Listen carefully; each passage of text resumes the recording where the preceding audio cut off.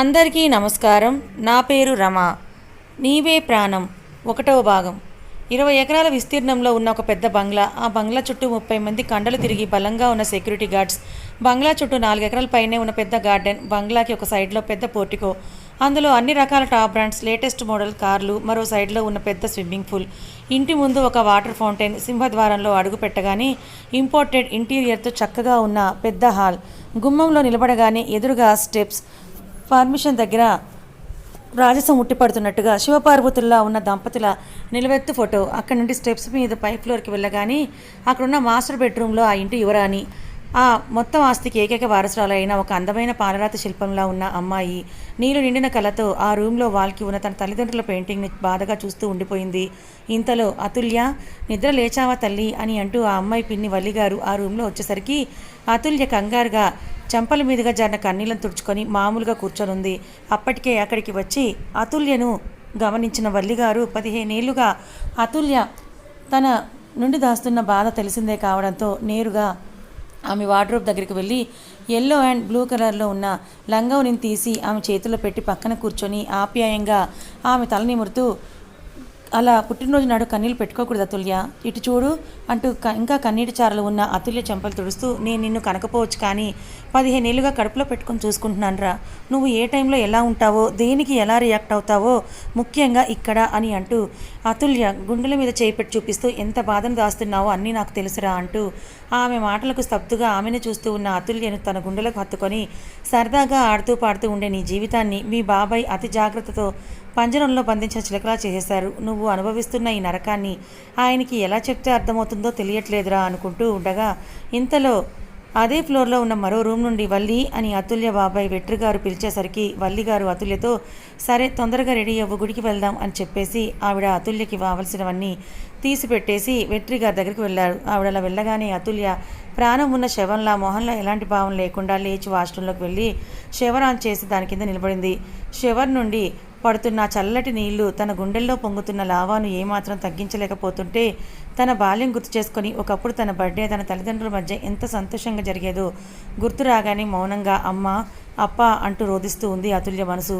అతుల్య రాఘవన్ 22 ఏళ్ల క్రితం తమిళనాడు నుండి ఆంధ్రాకి వచ్చి సెటిల్ అయిన డాక్టర్ సెల్వరాఘవన్, ఇందిరగార్ల ఏకైక సంతానం. భార్యాభర్తలు ఇద్దరు డాక్టర్స్. పైగా పుట్టుకతోనే ధనవంతులు కావడంతో చాలా అనాథాశ్రమాలు, వృద్ధాశ్రమాలు తమ సొంత ఖర్చుతోనే నడిపేవారు.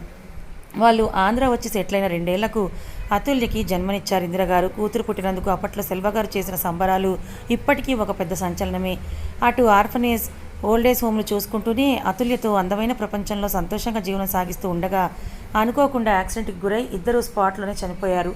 అప్పటి నుండి సెల్వగారి తమ్ముడైన వెట్రిగారు అతుల్యకి గార్డియన్గా మారి ఆమె బాధ్యతలు తీసుకొని ఆమెను జాగ్రత్తగా చూసుకుంటూ ఉన్నారు. తల్లిదండ్రుల మరణం కల్లారా చూసిన అతుల్య అప్పటి నుండి మాటలు వచ్చిన మూగదానిలా మారిపోయింది. ఎటువంటి ఫీలింగ్స్, ఎమోషన్స్ లేకుండా స్తబ్దుగా మారిపోయింది.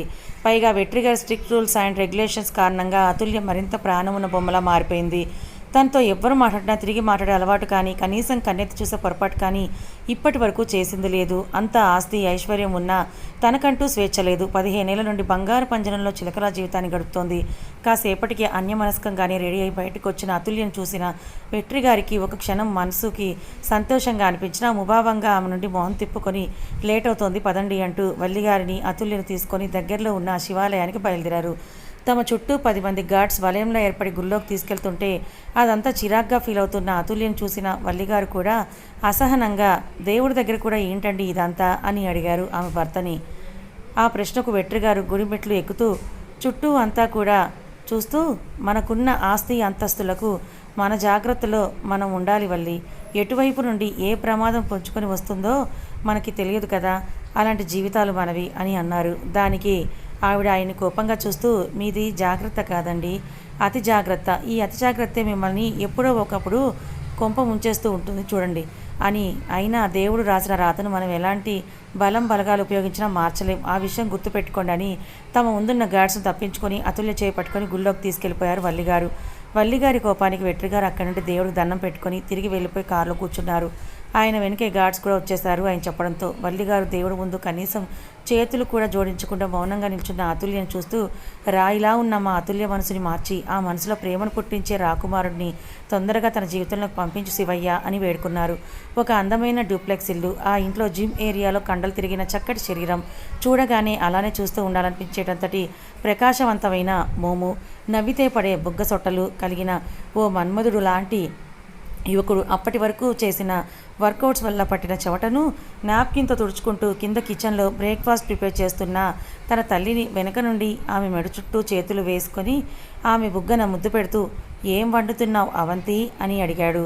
దానికి అవంతి గారు నవ్వుకుంటూ అతని నుండి విడిపించుకొని కోపంగా అట్లకాడు చూపిస్తూ, ఈడియట్, ఐపీఎస్ చేసావు, కాసేపట్లో ఏసీబీగా ఛార్జ్ తీసుకోబోతున్నావు, అయినా నీలో కొంచెం కూడా డీసెన్సీ నీట్నెస్ అనేది లేదు, వెళ్ళు ముందెళ్ళి ఫ్రెష్ అయ్యిరా అన్నారు. ఆవిడ బెదిరింపుకి అతను నవ్వుతూ ఆమె బుగ్గ మీద మళ్ళీ ముద్దు పెట్టేసి తొందరగా అక్కడ తన రూమ్కి వెళ్ళిపోయాడు. వెళ్తున్న తన కొడుకును చూసుకొని అవంతి గారు నవ్వుకుంటూ బ్రేక్ఫాస్ట్ రెడీ చేసి అన్ని డైనింగ్ టేబుల్ మీద సర్దిపెట్టి కొడుకు కోసం వెయిట్ చేస్తూ ఉండగా ఫార్మల్ వేర్లో వస్తున్న కొడుకును చూసి, ఏంటి శక్తి, యూనిఫామ్ వేసుకోకుండా ఫార్మల్ వేసుకున్నావు ఏంటి అని అడిగారు.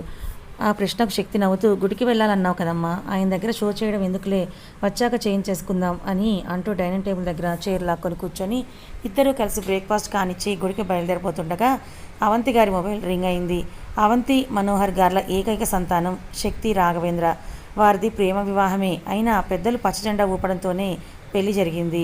మనోహర్ గారి తండ్రి ఆ సిటీలోనే ఎన్నో విద్యా సంస్థలు నడిపిస్తూ మంచి పేరు ప్రఖ్యాతులు సంపాదించారు. కానీ మనోహర్ గారికి ఐపీఎస్ ఎంచుకొని తండ్రి ఆశయాలను పక్కన పెట్టడంతో అవి కోడలిగా అవంతి గారి నిర్వర్తించేవారు. మనోహర్ గారు ఒక కేసు విషయంలో అనుకోకుండా బుల్లెట్ తగిలి ప్రాణాలు కోల్పోయారు. అప్పటి నుండి కుటుంబ బాధ్యత, విద్యా సంస్థల బాధ్యత, శక్తి పూర్తి బాధ్యతలు అన్నీ ఆమె తన భుజస్కంధాల మీద మోస్తూ అన్నింటినీ చక్కగా నిర్వర్తిస్తూ సమాజంలో ఎన్నో ఒడిదుడుకులను ఎదుర్కొంటూ ఇలా నిలబడ్డారు. ఆమె మొబైల్ స్క్రీన్పై కాలేజీ వైస్ ప్రిన్సిపల్ అని ఉండడంతో వెంటనే కాల్ లిఫ్ట్ చేసి మాట్లాడి పెట్టేసి ఆమె వైపే చూసిన అవుతున్న శక్తి చెంప నిమురుతూ, సారీ నాన్న, అర్జెంటుగా కాలేజ్కి వెళ్ళాలి, నువ్వు గుడికి వెళ్ళి నీ జాయినింగ్ లెటర్ శివయ్య పాదాల దగ్గర పెట్టించుకొని అర్చన చేయించుకొని ఆఫీస్కి వెళ్ళు, సరేనా, ఆల్ ది బెస్ట్ అంటూ శక్తిని హక్ చేసుకున్నారు. శక్తి కూడా ఆవిడ హక్ చేసుకొని, నువ్వు లేకుండా నేను ఒక్కడే ఎలా అవంతి అని అడిగాడు చిన్నపిల్లాళ్ళ. ఆ ప్రశ్నకు అవంతి గారు క్యూట్గా ఉన్న శక్తి బుగ్గలు లాగుతూ, నువ్వు ఇంకా చిన్నపిల్లాడివి కాదు నాన్న, పెళ్లి చేస్తే ఇద్దరు బిడ్డలకు తండ్రి అయ్యే వయసు వచ్చింది, అయినా ఇంకా ఇలా తల్లి కొంగు పట్టుకొని తిరిగితే ఎలా చెప్పు, నువ్వు మొదటి చూపులోనే మనసు పడ్డ అమ్మాయిని లవ్ చేసి నా ముందుకు తీసుకొచ్చి, అమ్మ తినే నీ కాబోయే కోడలు అని నువ్వు ఎప్పుడెప్పుడు చెబుతావా అని నేను ఇక్కడ వెయిట్ చేస్తూ ఉన్నాను, నువ్వేమో ఇలా ఇంకా చిన్ని కృష్ణుడిలా నా కొంగు పట్టుకునే తిరుగుతూ ఉన్నావు అనగానే ఆవిడ మాటలకి శక్తి నవ్వుతూ, నేను లవ్ చేసి పెళ్లి చేసుకుంటానని నీకెవరు కనిపిస్తోంది అని అడిగాడు దీర్ఘంగా ఆలోచిస్తూ. ఆ ప్రశ్నకు అవంతి గారు నవ్వుతూ, ఏమో నాకు అలా అనిపిస్తోంది అనగానే శక్తి నవ్వుతూ, ఇంతకీ ఈ ప్రేమ ఎలా పుడుతుంది అని అడగగానే అవంతి గారు నవ్వుతూ, ప్రేమ అందరి మనసుల్లో ఒకేలా పుట్టదు నాన్న, సినిమాలో చూపిస్తున్నట్టుగా సోల్మేట్ వైట్ డ్రెస్లో ఎదురవ్వడం, అలా ఎదురైనప్పుడు గుండెల్లో గంట కొట్టడం, పూల వర్షం ఇలాంటివన్నీ నిజమో కాదో తెలీదు, కానీ దీనికి అంటూ శక్తి గుండెని చూపిస్తూ, దాని తోడు ఎదురైనప్పుడు ఖచ్చితంగా గుర్తుపడుతుంది, అలాగే నీ మనసు నీకు ఖచ్చితంగా సంకేతాన్ని ఇస్తుంది, తనే నీ సోల్మేట్ అని అనగానే శక్తి నవ్వుతూ, చూద్దాం ఈ శక్తి మనసులో ప్రేమ పుట్టించే అమ్మాయి ఎప్పుడు ఎదురవుతుందో అని ఇద్దరు కారులో బయలుదేరారు. శక్తి అవంతి గారిని కాలేజ్ దగ్గర డ్రాప్ చేసి అటు నుండి శక్తి గుడికి బయలుదేరాడు. శక్తి కూడా అదే గుడికి రావడంతో గుళ్ళో అడుగుపెట్టిన క్షణం నుండే శక్తి మనసులో ఏదో తెలియని అర్జడి మొదలైంది. కానీ అదెందుకో అర్థం కాక గుండెల మీద చేయి పెట్టుకొని సడన్గా, ఏమైందే నీకు, కాసేపటి క్రితమే కదా అమ్మ చెప్పింది నీ సోల్మేట్ని చూసినప్పుడే నువ్వు రియాక్ట్ అవ్వాలని, మరి ఇప్పుడు ఎందుకు నాకు ఇలా స్ట్రోక్ వచ్చేలా అలజడి రేపుతున్నావు అని తన మనసును తనే వారించుకొని ప్రదక్షిణలు చేయడం మొదలుపెట్టాడు శక్తి. వల్లిగారు దేవుడి ముందు కనీసం చేతులు కూడా జోడించకుండా మౌనంగా నిల్చున్న అర్జునులను చూస్తూ, రాయిలా ఉన్న మా అతుల్య మనసుని మార్చి ఆ మనసులో ప్రేమను పుట్టించే రాకుమారిని తొందరగా తన జీవితంలోకి పంపించి శివయ్య అని వేడుకున్నారు. ఆ క్షణంలోనే 3 ప్రదక్షిణలు పూర్తి చేసుకొని వచ్చి గంట మోగించాడు శక్తి. ఆ శుభ సంకేతానికి వల్లిగారు కళ్ళల్లో నీళ్లు, పెదాలు మిచ్చిరున్న ఒకేసారి చేరాయి. ఆ సంతోషంలో వల్లిగారు తలెత్తి దేవుడికి నమస్కరిస్తూ గంట వైపు చూసేసరికి 6 అడుగుల కండలు తిరిగిన శరీరంతో ప్రకాశవంతమైన తేజస్సు కలిగిన మోముతో దేవుడికి నమస్కరిస్తూ కనిపించాడు శక్తి.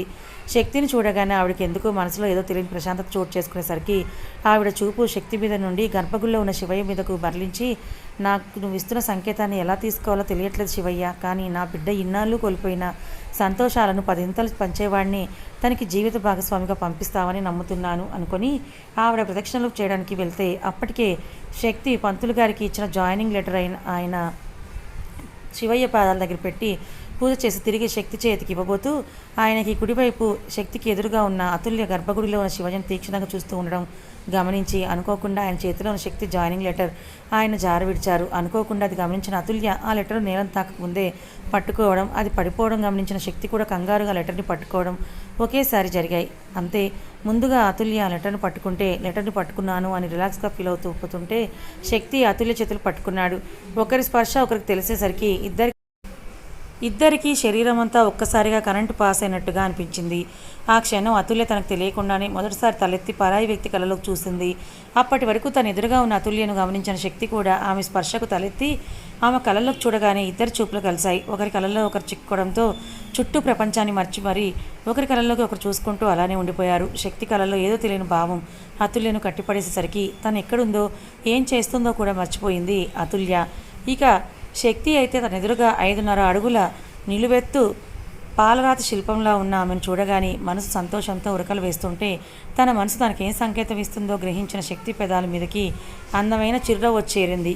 తన సంతోషాన్ని రెట్టింపు చేస్తూ తన జాయినింగ్ లెటర్ పంతులు గారి చేతి నుండి అతుల్య చేతితోకి వచ్చేసరికి ఆ నవ్వులో ఇంకాస్త బ్రైట్నెస్ పెరిగింది. వాళ్ళని అలా చూసిన పంతులు గారు తన వల్ల చిన్న పొరపాటు జరగకపోయినా ఆ పొరపాటు వల్ల ఇద్దరూ ఇలా కలిసేసరికి సంతోషంగా గర్భగుడిలో ఉన్న శివయ్యను చూస్తూ ఇదంతా నీ లీల శివయ్య అనుకొని చిన్నగా అమ్మ అతుల్య అన్న పంతులు గారి పిలుపుతో అతుల్య తేరుకొని కంగారుగా చుట్టూ చూసి ఒక క్షణం రిలాక్స్ ఫీల్ అయ్యి తన చేతిలో ఉన్న లెటర్ తనకు తెలియకుండానే ఆ లెటర్ తన వైపే మెరిసే కళతో చూస్తూ ఉన్న శక్తి చేతిలో పెట్టి ఎలాంటి భావం లేకుండా అక్కడి నుండి ఒక మూలకు వెళ్ళిపోయి కూర్చుంది. అతుల్యని చిన్నప్పటి నుండి చూస్తున్న పంతులు గారు ఆమె ఆ లెటర్ తనకు తెలియకుండానే శక్తి చేతిలో పెట్టేసరికి మనసులోనే అంతా దైవాధీనం అనుకొని బాబు ఇక మీదట నీకు అంతా మంచే జరుగుతుంది అని అతుల్య చేతితో లెటర్ అందుకున్న కొనప్రాణంతో ఉన్న శరీరానికి ఊపిరి అందినట్టుగా పిచ్చ సంతోషంగా ఫీల్ అవుతూ ఉన్న శక్తిని కదిపారు ఆయన. శక్తి తేరుకొని చిన్న చిరునవ్వుతో వాళ్ళకి కాస్త దూరంలో కూర్చొని బయటకు వెళ్ళిపోయాడు. ఇటు ప్రదక్షిణలు పూర్తి చేసుకొని వచ్చిన వల్లిగారు గుళ్ళో అతుల్య చేత అన్నదానం వస్త్రదానం చేయించి ఆమె పేరు మీద అభిషేకం కూడా చేయించుకొని తిరిగి ఇంటికి బయలుదేరారు. ఇంటికి చేరుకోగానే అతుల్య యథావిధిగా తన డైలీ వేర్ అయిన సింపుల్ చుడిదార్, మెడలో సన్నటి గోల్డ్ చైన్ వేసుకొని రెడీ అయి కాలేజ్కి బయలుదేరింది. ఇష్టం లేకపోయినా 15 ఏళ్లుగా ఉన్న తన పర్సనల్ బాడీ గార్డ్ సింధిల్తో కలిసి కాలేజ్కి చేరుకోగానే ఎప్పట్లా తన కోసం క్లాస్ రూమ్లో ఒక స్పెషల్ ప్లేస్, ఒక స్పెషల్ బెంచ్, ఎప్పట్లాగే ఆ బెంచ్ను చూసి చిరాకు పడుతూనే ఆమె వెళ్ళి కూర్చుంది. తనతో వచ్చిన సెంధిల్ ఆమెకు దగ్గరగా ఉన్న విండో దగ్గర బయట కూర్చొని క్లాస్లో ఉన్న వాళ్ళందరినీ గమనిస్తూ ఉన్నాడు. కానీ అక్కడున్న అందరూ అతుల్య రావడంతోనే దించిన తల ఎత్తకుండా పుస్తకాల్లో దూర్చేశారు. వారందరూ చదువుకుంటున్నారు అనుకుంటే అది పొరపాటే. కారణం అతుల్యని కన్నెత్తి చూసినా అదే వాళ్ళకి ఆఖరి రోజు అవుతుంది అని వాళ్ళకి బాగా తెలుసు. అందుకే అబ్బాయిలే కాదు అమ్మాయిలు కూడా ధైర్యం చేసి అతుల్యతో కనీసం ఇప్పటి వరకు ఎవరూ మాట్లాడింది కూడా లేదు. కాసేపటికి లెక్చరర్ వచ్చి క్లాస్ స్టార్ట్ చేశాడు. రెస్ట్రిక్షన్స్ మధ్యన పంజరంలో ఉన్నట్టుగా ఉన్న అతుల్యకు చదివే ప్రపంచం, పుస్తకాలే స్నేహితులు, పుస్తకాలే టైంపాస్. తనతో వెట్రిగారు గార్డియన్గా మారిన క్షణం నుండి ఆమె లైఫే మారిపోయింది. అంత చిన్న వయసులోనే ఇక తన జీవితం ఒంటరి జీవితం అని అర్థం చేసుకున్న అతుల్య ఒకరి స్నేహం కోసం కానీ, ఒకరి మాటల కోసం కానీ, ఒకరి లాలన కోసం కానీ, ఒకరి ఓదార్పు కోసం కానీ, ఒకరు తన మీద చూపించే ప్రేమ కోసం కానీ ఎదురు చూడడం మానేసింది. ఎందుకంటే ఇదే నా లైఫ్ అన్న సర్కిల్లోనే అతుల్య ఉండిపోయింది. ఆమె అలా ఉండేలా వెట్రిగారు ఆమె జీవితాన్ని మార్చేశారు. ఒకవేళ ఆమె ఆ హద్దుల్ని దాటాలని ప్రయత్నించినా ఆమెకు ఎలాంటి హాని తలపెట్టరు. కానీ ఆమె ఆ హద్దులు దాటాలి అనుకున్న కారణాన్ని మాత్రం నామరూపాలు లేకుండా చేస్తారు. అందుకే అతుల్య కూడా ధైర్యం చేసి తన వల్ల ఎవరికి ఏం జరగకూడదని, అసలు తన చుట్టూ మనుషులున్నారన్న విషయం కూడా మర్చిపోయింది. అటు అతుల్య చేత లెటర్ తీసుకున్న శక్తి సంతోషంగా ఇంటికి చేరుకొని యూనిఫామ్తో రెడీ అయ్యి చార్జ్ తీసుకోవడానికి బయలుదేరిపోతుండగా అవంతి గారి దగ్గర నుండి కాల్ వచ్చింది. నవ్వుతూ లిఫ్ట్ చేసి నీ కోడలు దొరికేసింది అవంతి అని అన్నాడు. అవంతి గారు ఆశ్చర్యంగా ఏంటి నాన్న నిజంగానే అంటున్నావా? హామా. అవంతి గారు సంతోషంగా ఇంతకెవర్రా అమ్మాయి, ఎలా ఉంటుంది, ఎక్కడ ఉంటుంది? అమ్మా తల్లి నాకు తెలిస్తే కదా నీకు చెప్పడానికి. అదేంటి నాన్న? అవునుమా, నా బంగారాన్ని దేవుడు ఒక మంచి సీన్ ప్లాన్ చేసి కలిసేలా చేశాడు. నా లైఫ్లో అదొక బ్యూటిఫుల్ మెమరీ. ఇలా ఇంకొన్నిసార్లు కలిసేసరికి అన్నీ అవే తెలుస్తాయిలే, కంగారు ఏముంది, జీవితకాలం టైం ఉండగా. అవంతి గారు నవ్వుతూ డెస్టినీ అంటావు అంతే కదా. శక్తి చిన్న చిరునవ్వుతో ఎగ్జాక్ట్లీ అవంతి, సరేనన్న, ఆల్ ది బెస్ట్, బాయ్ అని అవంతి గారు కాల్ కట్ చేయగానే శక్తి పోర్టుకో నుండి అవంతి గారు తనకి 2 రోజుల క్రితం గిఫ్ట్ చేసిన బుల్లెట్ బైక్ మీద తన చార్జ్ తీసుకోవడానికి స్టేషన్కి బయలుదేరాడు. శక్తి ఆఫీస్కి చేరుకునేసరికి తన సబార్డినేట్స్ అందరూ తనకి ఘనంగా స్వాగతం పలికారు. పరిచయాలకు పలకరింపులకు టైం వేస్ట్ చేయకుండా పెండింగ్ కేసులు ప్రస్తుతానికి అరెస్ట్ అయి ఉన్న క్రిమినల్స్ గురించి తెలుసుకునే పనిలో పడ్డాడు శక్తి. నిజానికి శక్తి అవంతి గారి దగ్గర ఎంత అల్లరి చేసినా బయట చాలా డిగ్నిఫైడ్గా రిజర్వ్డ్గా ఉంటాడు. ఇక డ్యూటీ విషయానికి వస్తే ఎముడు అనే చెప్పాలి. శక్తి ఫీల్డ్లోకి అఫీషియల్గా ఇప్పుడే ఎంటర్ అయిన ట్రైనింగ్ టైంలో అనఫీషియల్గా చాలా కేసెస్ డీల్ చేశాడు. అవన్నీ తన తండ్రి స్నేహితుడు డీజీపీ మురళీధర్ గారి ఆధ్వర్యంలో జరగడంతో ఆయనే పట్టుపట్టి మరీ శక్తిని తన కిందనే వేయించుకున్నారు. శక్తి పాత కేసు ఫైల్స్ అన్నీ చూస్తూ ఉండడంతో డీజీపీ గారు కాల్ చేసి ఆయన ఒకసారి కలవాలని చెప్పడంతో వెంటనే ఆయన దగ్గరికి బయలుదేరాడు శక్తి. DGP office. మురళీధర్ గారు ఛాంబర్లోకి ఎంటర్ అయిన శక్తి ఆయనకు సెల్యూట్ చేయగానే ఆయన నవ్వుతూ, మన మధ్య ఫార్మాలిటీస్ ఏంటి శక్తి, కూర్చో అనగానే శక్తి కూడా నవ్వుతూ, మనం ఎంత ఫ్యామిలీ ఫ్రెండ్స్ అయినా, నేను మిమ్మల్ని మామ అని పిలుస్తున్నా, మీ కొడుకు అభి ఎంత నా బెస్ట్ ఫ్రెండ్ అయినా సరే మీరు మాత్రం నా హయ్యర్ అఫీషియలే, మిమ్మల్ని ఇలా గౌరవించడం నా బాధ్యత సార్ అన్నాడు. దానికి ఆయన చిరుకోపంగా, నీతో నేను వాదించలేను కానీ నేను అర్జెంటుగా రమ్మని చెప్పడానికి కారణం చెప్తాను అంటూ ఆయన డెస్క్ నుండి ఒక ఫైల్ తీసి శక్తి ఎదురుగా పెట్టి, నీ ఫస్ట్ అఫీషియల్ కేసు ఇది. నువ్వు మన స్టేట్లో ఈ మధ్య బాగా క్రైమ్ రేట్ పెంచిన మారన్ పేరు వినే ఉంటావు కదా. మనం వాడి ఇల్లీగల్ యాక్టివిటీస్ అన్నీ కనిపెట్టగలుగుతున్నాం కానీ వాడు ఎలా ఉంటాడనేది మాత్రం ఇప్పటి వరకు కనీసం ఊహాచిత్రం కూడా చేయించలేకపోయాం. వాడి ఇల్లీగల్ యాక్టివిటీస్కి ప్రూఫ్ సంపాదించడమే కాదు, వాడు కూడా పట్టుకోవాల్సిన బాధ్యత నీదే శక్తి. ఈ కేసు నువ్వు డీల్ చేస్తేనే క్లోజ్ అవుతుంది అన్న నమ్మకంతో ఈ కేసుని నీకు అప్పచెప్తున్నాను. ఈ కేసు విషయంలో హయ్యర్ అథారిటీ నుండి బాగా ప్రెషర్ ఉంది, అందుకే వీళ్ళని తొందరగా వాడిని పట్టుకుంటే మంచిది. అలాగే మన డిపార్ట్మెంట్ వాడి గురించి కలెక్ట్ చేసిన ఇన్ఫర్మేషన్ అంతా ఈ ఫైల్లో ఉంది అని ఆయన చెప్పాల్సిందంతా చెప్పారు. అంతా విన్న శక్తి అదే చిరునవ్వుతో, డన్ సార్, ఇంకా ఏమైనా మాట్లాడాలా అని అడిగాడు. దానికి ఆయన నవ్వుతూ, నువ్వు సామాన్యుడు కాదని మరో ఫైల్ తీసి టేబుల్ మీద పెట్టారు. ఫైల్ చూడగానే అప్పటి వరకు మురళీధరన్ గారి పెదాల మీద ఉన్న చిరునవ్వు చెదిరిపోయింది. కళ్ళల్లో నీళ్ళు తిరుగుతుంటే, ఈ కేసు డీల్ చేయడం నీ డ్యూటీ మాత్రమే కాదు శక్తి, మీ నాన్నగారి ఆఖరి కోరిక అన్నారు బాధగా.